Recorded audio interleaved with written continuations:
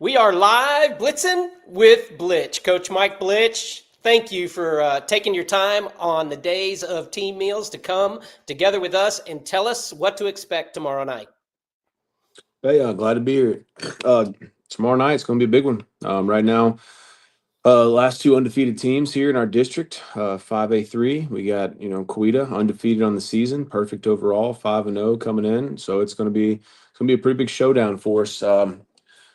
Whoever wins this ball game is gonna be in the driver's seat going forward. So it's pretty big. Should be a lot of fun to watch. Last Friday night was a lot of fun. But before we go to that, how about Coweta tonight at St. Benedict's? We're back to St. Benedict's.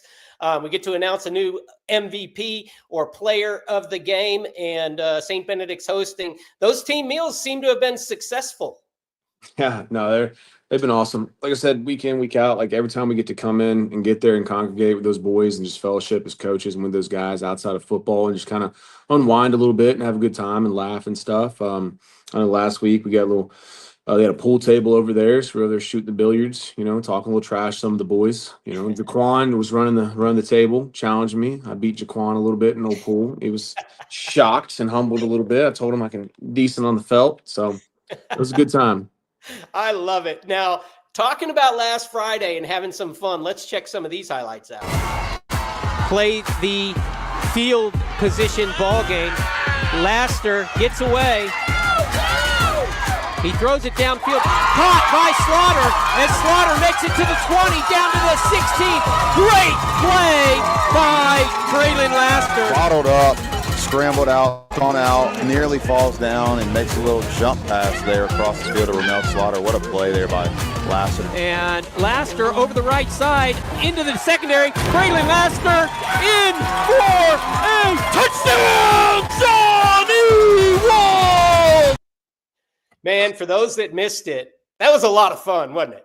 Yeah, no, that was awesome. When that first one you showed, I was right there behind Braylon on the sideline. He starts running out. First off, he breaks the pocket, and I'm sitting there like, go, go, go, go. And then he does that jump wind up and goes, no, no, no. And then he gets it. Ramel catches it back to go, go, go. Like, roller coaster of emotions there watching that play. I was just like, good Lord. But no, that was an awesome effort. He had a heck of a night. I think he was at almost like 429 combined yards. Had a 15-yard punt return on top of all the other numbers. I think he had here's rushing and passing were wild the other night. 229 yards rushing, 3 touchdowns, 23 attempts, 186 yards passing with a touchdown, and a 15-yard return on punt return. Like, he was just big time. I mean, we talk about big time players make big time plays in big time games, and he did that just repeatedly the other night. Like, had a great connection. Him and Ramel and KD, and just getting after it. And what he did with his legs, I mean, he ran violent and hard, and he really set the tone with the way he ran the ball the other night, and capped it all off with that big 70-yarder that iced it there at the end there for us. Well, how about if we take a look at that 70-yarder, and then there's somebody else I want to talk about, of course, but it's on your defensive side, because this young man, we talk about him every week. He seems to show up with all the intangibles, and this play ended up being the difference between. So let's take a look at another couple of highlights now from the Booker T. Washington game. The fake, and he's looking to go to the sideline, and it's picked off! KD Palmer in for a roll! Touchdown! And KD Palmer takes it to the house! Great hands there by Palmer. Right place, right time. When KD Palmer touches the football, good things can happen. So I've got the other one ready to go, but I want to talk about KD a little bit and your defense. Come on. Braylon gets 450 yards, but you guys give up to Booker T. Washington less than 105 yards total offense. That's crazy. Yeah, it was a good night, man. Boys played well. Yeah, that play you just showed with Katie to pick, I'm about passed out. I thought on that. I was screaming so hard. I was out there flexing and everything. That was a big moment for us. I think that was when they just clawed back in it. I think it tied it back up. They had the kick return. I think it was a kick return. Then we came back out, got that, set it up, or vice versa. But yeah, it was up and down all night that night. And yeah, no, defensively, I was really impressed with the boys where we played. like I told you, the day before, we had a good game plan. We felt it was one of our better weeks of practice we've had, like, since the 3 years I've been here, just, combined. It was locked in all week, flying around, real intense. Everybody, going into it was, feeling pretty good health wise, like for the most part. We knew some guys were banged up, but we felt healthier that week than we had, the week prior. So feeling decent about that. And what we're trying to do, we came in, we just, athletically, we had the guys we did have kind of banged up were the D-line guys. So we knew coming in, like, hey, we may have a little bit of advantage as far as, with speed across the front if we end up going kind of a really almost into like a 6 linebacker set. If anything, it was more like a 1-4-6. We had put Travion out there at our little line spot and Katie at our Rob, and then we had 2 linebackers pretty much playing ends with Logan being our anchor there, and kind of kept him pretty static, and then did a lot of motion, shift and show stuff, and we call it our ambush set, moving around, and just try to utilize a little confusion and misdirection and see if we can't, slip in with some of that speed with some of these guys we had. Going into it, we knew they're going to have a ton of speed. That was the biggest thing we knew about. They're going to be on the outside. They're going to take some timely shots, some screen game, and then, Michael Washington, what he can do with his legs, especially outside the tackle box when he gets on the edge. So that was something we kind of looked at. Hey, how can we neutralize that and put, 2 defensive backs kind of outside linebacker and, get a little bit faster on that perimeter, kind of bottle that up, make them go north and south was huge. And then obviously, when Travion started the game off with that big hit, kind of set the tone. That kind of got everybody pretty juiced about like, hey, we're here. Like, it's going to be a good night, we think. So, no, they just played exceptional. I mean, all the guys, I think, like you said, we held them the rushing game. I was surprised they didn't get back to it more later on. I think they only had about 13 rush attempts, ended up with negative rushing yards on the night.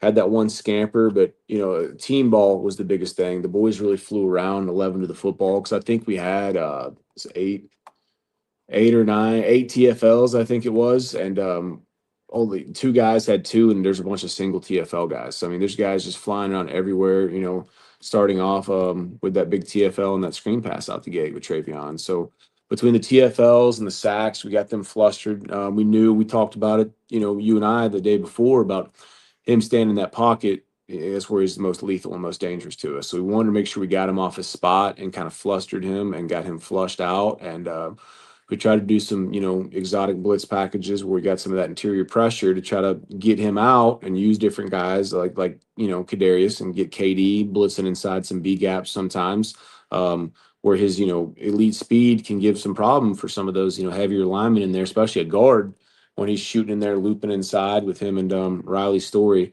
which, by the way, Katie and Riley Story's unique little friendship is one of the, most entertaining things I've seen in quite some time. Those guys they're just going at each other constantly. Like, they're over there just bickering, and then they're over there just like hugging. And it's comical because they get on each other and they get mad, they push each other, but those guys have been playing really well alongside each other over there on that right side of the defense. And it's an unlikely duo, but we have a good time with it at practice. I'll tell you that. Oh, I'm telling you, and Riley leads the team in tackles again with 6 tackles, and it was spread across the board. But, somebody else you're talking about in the pocket, there was only one play that I saw where he just missed because he wasn't hurried and they were open, but he missed them. Every other time it was good. And of course, Jay Hunt had some reason to be dancing because he got himself an interception as well. How about the flow, man? With that opening catch over there in the corner to get things going. I agree 100%. Travion Barber let everybody in that stadium know, Shawnee Wolves are here to play tonight.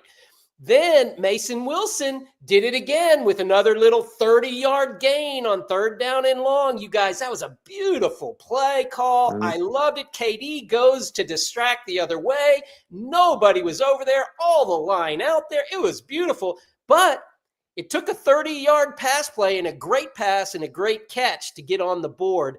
So the flow came through last night. Another one of your 2-way players. Yeah, that's the first time I've actually seen that video I wish Jaden was here when I saw it because it looked like there was a timeout or a huddle in the background. It looks like that's mid-game, so he'd probably be sweating if he's next to me if I knew he's back there dancing somewhere. So we have a conversation with Jaden Hunt about that later. I'll flow. No, that was awesome. That play call, that was a big one. I know Coach McGuire and those guys, they worked on that one throughout the week. That was a wrinkle they thought they could throw in, a little misdirection stuff, that little orbit motion with Kadarius, distraction, slip that H slip across the weak side. And just great timing on it. When time they called it, we needed it. That was like, I think, one of the wrinkles they had in the bag that week. Like, hey, big play, we think we have it. And that was a great time for it to go ahead and get us going right there and then hit that fade ball to Jaden Hunt. I mean, it was awesome to me. I think we're backed up a little bit on that one. So it was like a 3rd and long, and they got every bit of it we needed and then some. So that was just awesome. Awesome offense, awesome play call, and to see them execute it and work on it all week long and have it come to fruition right there on a Friday night in a big time moment. And at that point, when it's still a tense game and it's, back, well, it was tense all night, but when it's still a, tied up 0-0 game, to finally open the lid on that thing and start getting that confidence, momentum for both sides of the ball, like that was huge. Big plays from big players at big times. And Mason Wilson, again, we're shouting out on another coach's show because that's exactly what that big play dude. And I noticed, okay, so we're going to transition now to Coweta. What I have seen from Coweta is they're strong. They're different than Booker T in the sense of maybe not so electrifying, but they like to go on those 3 to 6 minute drives and they're just boom, boom, boom, boom. And I noticed Mason Wilson had one of your 11, it takes all 11 back the pack jerseys, black jerseys on at practice. He's probably going to be starting or playing a lot of defense again tonight. Another one of those two-way senior players that you're utilizing, Coach. Tell us what you expect from a defensive side against this consistent, strong Coweta offense. Yeah, just like you said, they're going to be consistent. They're going to be strong. They're not shy about what they want to do. They want to pound the rock. They want to run the ball. They have one of the best rushing attacks in the state. Running back Brock Howman's #1 leading rusher in the state of Oklahoma, regardless of class right now. So he's gained more yards on the ground than anybody in Oklahoma. So it's going to be something we got to come after and be ready for that grit and grind type game where we're going to have to bang with them, and we got to come out decent game plan. Like I said, got some stuff going on, nursing some guys. That Friday night Booker T was a banger for us, all up there. So we got to come in, get focused. We're gonna have different guys we're gonna utilize, try to take some of the load off some of those main guys and keep everybody as fresh as we can, and get after them. So it's gonna be big. I think this is gonna be the trenches game. Well, the other night was more like a lot of speed going on with the Booker T game on both sides, flying around unique. This is going to be more of a compact kind of grit and grind, ground and pound game where it's going to be tighter in that box. We're going to have more guys that need to set the tone at the line of scrimmage. You get too cute in a game like this, it can kind of hurt you just because you get out gapped anything you do. A lot of the YG stuff they do, pulling that Y back over there, the guards and stuff, quarterback counter, little midline veer stuff. It looks like they got going on. So, it's going to be a disciplined game for our eyes, for our backing guys, our linebackers, making sure they make the right reads, drag the back leg on that veer stuff. Just a lot of little things, more technically sound for a lot of the stuff they're doing offensively. And they're going to have some stuff they'll do that'll be unique formationally, kind of get us misaligned. And quite a few reverses I've seen on film. So it's got to be consistent with our communication. And that's always a big thing for us defensively, is make sure we're talking, like, communicate. Like, that's the biggest thing.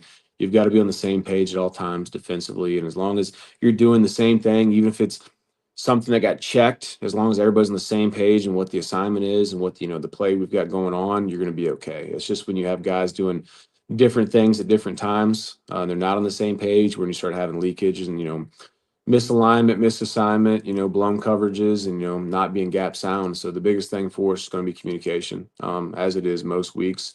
And we're excited to see how the matchup will go. Again, like last year's game, I mean, Coweta, their win-loss record wasn't great last year, but I think there's like 4 or 5 games they lost by 1 score. I mean, and then even when we played them last year, their running back, we knocked him out pretty early in the first half. So he wasn't even in the game. So I think he got banged up. And it was still a, 2014 game. We gave up all right, we won 20-14. We gave up one touchdown. They had a kick return. They ran back on us in that game last year. And I mean, you look up, it's 20-14. Their defense played really well. Staled us out a little bit offensively. And then it was 20-14. They just scored. And they're going for an onside kick. I think about 2 minutes left, about to get the ball back and go for a game-winning drive. So, I mean, and this was at the point, I think they had one win on the season. So, very well coached team. Their head coach is a great guy. We go up there for the 7-on-7. They do the host the Tulsa Showdown stuff. He's got a great story, great message that he leads for our boys and stuff. Just an awesome guy to talk to. It's going to be a great matchup for us. Just getting after it. So we're going to see. There's going to be one of those games where you get out there and you got to lay it on the line and you got to grind it out. So it's going to be a hard one. It just is where it's going to be a physically demanding game is what it's going to be for both sides because, they're tough. We talk about communication and we talk about physically demanding. Let's talk about a couple guys who we don't shout out often enough, probably, but up front, one of the guys who comes in and I noticed sets a tone, Kay Donahue, just a junior. He comes in every now and again, but he is a big body that comes in and does some damage. And then in the backside, which I know does a lot of chirping, is Kevin Tyner. Back there, a senior. He's not so big, but he's got a lot of experience back there. Talk about some of those guys that you're going to have to bring in, and they're going to really have to perform for you at their position. Yeah, we had a lot of guys that kind of rotate in and come at different times. Kevin Tyner's one, especially. He started a couple games last 3 games. I think he's been out there starting. He's been a gadget guy his whole career for us. We kind of have a DB3 that we use where it's a guy that's he's not the starting defense, but he's that next guy up. He's the third corner, he's the third safety that can plug and play. And then including our Rob backer spot, or our Rob safety spot, we call him. And, there's 5 to 6 spots we utilize with a speed pack out there defensively. And Kevin Tyner's a guy who knows them all. So that's the biggest strength for him is that he's been, since we got here in Shawnee, with, the defensive staff we have now, he's been somebody who's done it all. So he's not new to the playbook. It's stuff that he's been in different spots, and he's been that guy for a few years where he's going to start games, some weeks on the matchups at different unique spots, or some games where he's going to come off the bench because, hey, we're lacking in depth this week, and we know we're going to have to rotate some different guys because they are two-way guys. I know a couple weeks ago we had one where I don't remember what game it was, but KD, we knew he was going to be gas going both ways. Him and Hunt and Braylon and Mel and these guys are two-way guys. So that week we knew starting all of them. We had Kevo, Tyner, he's going to rotate in so that he could plug and play different spots and rotate through, 4 and 5, back end spots and keep everybody fresh as he can. And it's such a unique tool. He's a guy that, is very special in that way. Because it's hard for a lot of kids to know every spot on a defense, let alone in the back end. And he is that guy. And then another one, I know you mentioned him earlier, was Mason Wilson. Mason's that guy for us on the front over there. So as far as linebackers go, he can play literally 1 through 4 in our linebacker spots, and he can play some back end safety if he needs to. So he's a guy that's just, super high football IQ. That's been the playbook, and he knows little bits of everything. Kyle Williams, another guy that comes in, that'll come in. He just knows everything. He can all the D-line spots, linebacker spots. So that's been the biggest thing for us this year is having a little bit of that depth and having these guys come in unique spots and having to get out there. It's been a lot of fun to watch, Coach, and you can't overemphasize, can you? Jim Thorpe Stadium this Friday night. It's an important one. Hey, let's give everybody some encouragement to come on out. What do you think, Coach? Oh yeah, huge atmosphere. Like I said, it's a pivotal game. I mean, it is. It's not the end all be all of the season, but this is one of those games where you can kind of control your own destiny and set the tone of what your season be and leave a mark on it. So whoever wins this game is going to be 3-0 in district play. Whoever loses is by no stretch out of it, but you're probably going to be tied with about 4 other teams at 2-1 for 3 seeds for the rest of the way. Now, it's not to say winning this game guarantees you're going to be a 1 seed or anything like that, but it definitely puts you in the right path to hosting a playoff game, which is everybody's goal in this district, and everybody in the state wants to do that. To be the 1 seed, host a home playoff game. And the way we've played at home the last 2 seasons has been huge for us. I mean, I think we have 1 loss at home, actually. I think in the last 2 years. McAllister last year into season. So home field advantage has been, just pivotal for us in all these games. So that's one thing. Obviously for us, in game always being making the postseason, but be able to host a playoff game and have that that crowd behind you and have that comfort and familiarity, you know, being at the house, like that's huge for us, you know, as far as a boost to try to get a playoff win and all that. So it's going to be a big one. Like I said, they're coming in, you know, they're probably top 5 team, top 10 team, you know, at the least right now, undefeated. There's only a few of them, handfuls, I think, even in, let's see, I got Well, like 6 teams undefeated left in the whole state in 5A football, and they're one of them. So, I mean, it's going to be a challenge for us, but having everybody come out, like we said, you know, having the band out there, all the people, and just having the spirits up is always huge. it is huge. And, you know, you want to come out for selfish reasons because you get to see things like this. At the 30, the Laster around the end, Laster over, Laster up the field, Laster to the 30, Laster to the 20, Laster to the 10, touchdown, Shawnee! Whoa! We see it here, Coach, there, and he is gone. They are not going to catch him after that. Braylon Laster, the length of the field, 70-yard burst for the senior. And, man, he has had a ball game tonight. I think right there, Madonna's saying, everybody, come on out. Yeah, no, that was all. Like, I would say to be there, the crowd was rocking. I mean, you could almost feel it in the ground. Everybody went nuts because he took off on that. And he got some fast players, and he broke away from him, and he took off. I mean, like, he's an elite athlete, and see Braylon do it the other night, be that special. It's pretty awesome. So definitely come out and see that in person. I talked to Tate as well because he was the other one who, coming out of our backfield, he was pulling away from them, and if they did not have the angle from that safety, he would have busted it all the way as well. We've got some talented players, and they're a lot of fun to watch. And you're right, the electricity is great in that Jim Thorpe Stadium. So we want to invite everybody out. I know, Coach, man, thanks for spending your time again. Again, the defense against Booker T. Washington gives up negative yardage on the ground the whole game last week. Shut them out in the first half. We're going to need, and should we expect another defensive performance like that, Coach?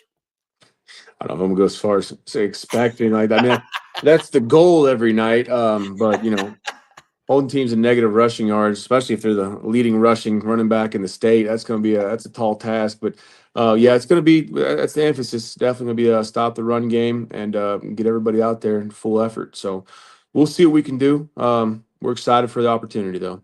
We're going to have a lot of fun. And, Coach, I look forward to being out there with you. I'll see you tonight as we hand out the player of the game over at Hardesty's. Eat a little Qdoba coming in at St. Benedict's. And then tomorrow night, everybody in the community, come on out. Let's have some fun at Jim Thorpe Stadium, because together, all of us, Shawnee, we build community one season at a time. I'm Daniel Shaughnessy. This is Coach Mike Blitch's Coach's show. Blitzin with Blitch. Thanks, Coach. Thank you. Have a great night.